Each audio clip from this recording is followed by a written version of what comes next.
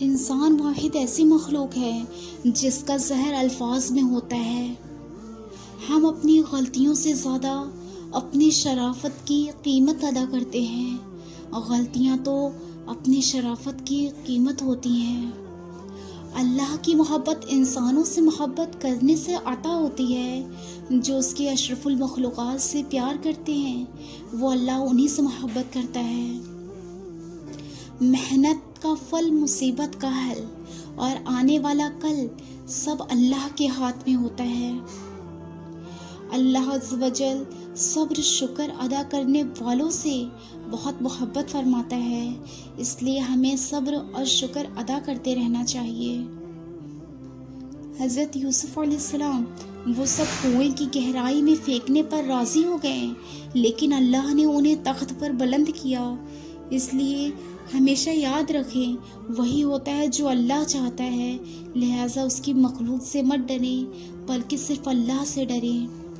کبھی کبھار ساتھ بیٹھے لوگوں سے زیادہ ہزاروں میل دور بیٹھے لوگ آپ کی مسکراہٹ کی وجہ بن جاتے ہیں اور آپ کو پتہ نہیں چلتا۔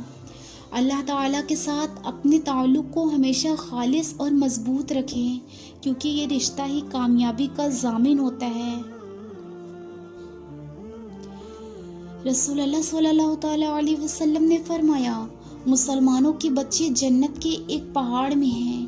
ابراہیم علیہ السلام اور سارہ علیہ السلام ان کی کفالت کریں گے، یہاں تک کہ قیامت کے دن وہ انہیں ان کے ماں باپ نے واپس کر دے۔ ایک پھول والے کی دکان پر کیا خوبصورت جملہ لکھا تھا، انسان کو ہر قدم پر جیت چاہیے، مگر لوگ میرے پاس آ کر ہار مانگتے ہیں، یہ ہے میری طاقت۔ کسی بزرگ سے کہا گیا کچھ نصیحت کر دے، فرمایا بس دھیان رکھنا کوئی اللہ سے تمہاری شکایت نہ کرے۔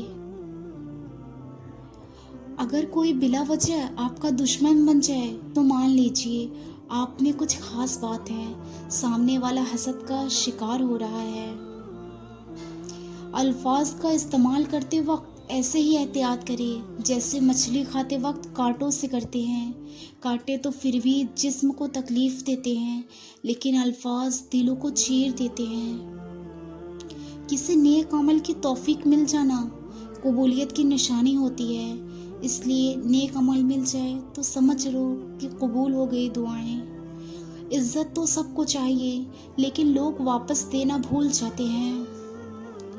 دھوکہ کھانے کے بعد تقریباً ہر انسان ایک وقت ایسا ضرور آتا ہے جب اس میں بلا وجہ کی دوستیاں، زبردستی کے تعلقات اور غیر ضروری گفتگو کرنے کی چاہ ختم ہو جاتی ہے، تو دھوکہ اسی کو کہتے ہیں۔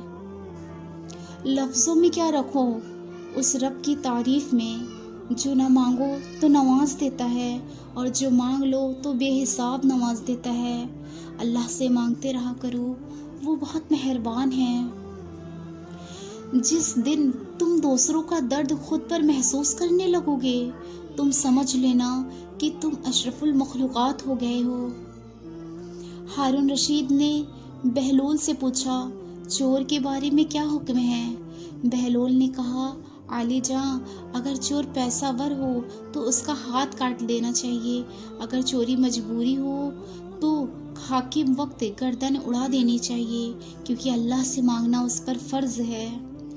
کچھ لوگ ہمیں اپنے الفاظ سے، رویے سے اتنی اذیت دیتے ہیں کہ زندگی میں پھر کبھی وہ ہم سے پیار سے بات کریں یا ہم پر کوئی احسان کرے تو ان سے عجیب سی نفرت محسوس ہوتی ہے۔ اپنی اولاد کی بہترین تربیت کی فکر کرو۔ سہولتوں کے نہیں، پرندے اپنے بچوں کو پرواز کرنا سکھاتے ہیں، گھونسلے بنا کر نہیں دیا کرتے۔ ہتھوڑوں کی آخری وار سے پتھر ٹوٹ جاتا ہے، لیکن اس کا یہ مطلب نہیں کہ پہلا وار بیکار تھا۔ حقیقت بس یہ ہے کہ کامیابی مسلسل کوشش کا نتیجہ ہوا کرتا ہے۔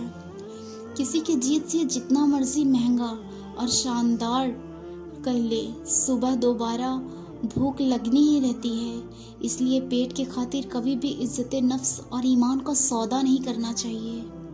اگر تم زندگی کے راستے پر کانٹے چھوڑتے جاؤ گے تو تمہارے پیچھے آنے والی تمہاری نسلیں اس راستے پر لہو لہان ہو جایا کریں گی۔